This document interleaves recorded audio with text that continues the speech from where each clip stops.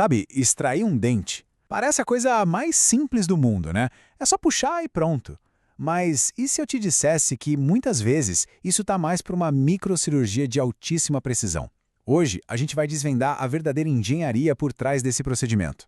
Então, qual é o momento exato em que uma extração deixa de ser, bem, uma simples extração e vira uma cirurgia? A resposta para essa pergunta toda, que muda completamente o jogo, está em uma única palavra: acesso.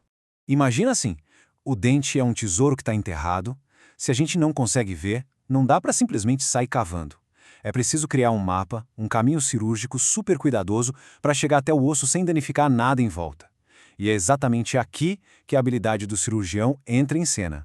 E para conseguir esse acesso, existe uma técnica fundamental: o retalho cirúrgico. Pensa nele como se fosse uma porta com uma dobradiça. A incisão cria a porta e a base do tecido que mantém todo o suprimento de sangue fluindo é a dobradiça. Isso permite ao cirurgião abrir essa porta, trabalhar lá no osso e depois fechar tudo perfeitamente para que a cicatrização seja impecável. Mas olha, não vamos pensar que essa porta é cortada de qualquer jeito. De forma alguma. Existe um verdadeiro projeto arquitetônico por trás, todo baseado na biologia do nosso corpo. Um corte errado, mesmo que por 1 milímetro, pode comprometer tudo. E aqui não estamos falando de sugestões, viu? São regras de ouro da cirurgia. Seguir esses princípios à risca é o que separa uma recuperação tranquila e perfeita de semanas e semanas de complicações. Vamos então ao primeiro mandamento desse projeto cirúrgico. Lembra da nossa dobradiça? Ela precisa ser larga. E por quê? Simples. É por ali que passa todo o suprimento de sangue, ou seja, a vida daquele tecido. Uma base estreitinha, como a gente vê na imagem B, é como pisar numa mangueira. O fluxo de água para. E aqui, o fluxo de sangue para e o tecido pode simplesmente morrer. Então, o ponto central é esse. O projeto do corte precisa, acima de tudo, preservar a vascularização. É a regra número 1 para manter o tecido vivo e saudável. Não tem negociação. O segundo princípio é sobre construir em terreno firme. O corte tem que ser feito em cima de osso saudável, um osso que vai continuar ali depois que a cirurgia acabar. Se o corte for feito sobre uma área que vai ser removida, a gengiva perde o apoio e desaba. É como um piso sem viga de sustentação. Isso compromete toda a cicatrização. E por último, mas não menos importante, a localização é tudo. Um corte vertical, por exemplo, tem um lugar exato para ser feito, que é bem na esquina do dente.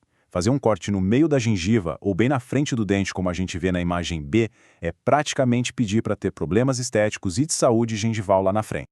Ok? Com todas essas regras em mente, o cirurgião abre a sua caixa de ferramentas. E lá dentro existem diferentes designs de retalho, cada um pensado para uma necessidade específica. Vamos dar uma olhada nos principais. O mais comum de todos é o envelope. O nome já diz tudo, né? É uma abertura simples, só um corte seguindo a linha da gengiva, sem nenhum corte vertical. É a escolha perfeita para procedimentos mais diretos porque dá um bom acesso com o mínimo de trauma possível.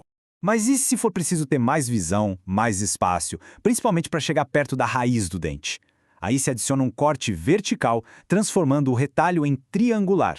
Isso permite levantar uma pontinha do tecido, sabe, como se abrisse uma janela, dando uma visão muito, mas muito mais ampla da área.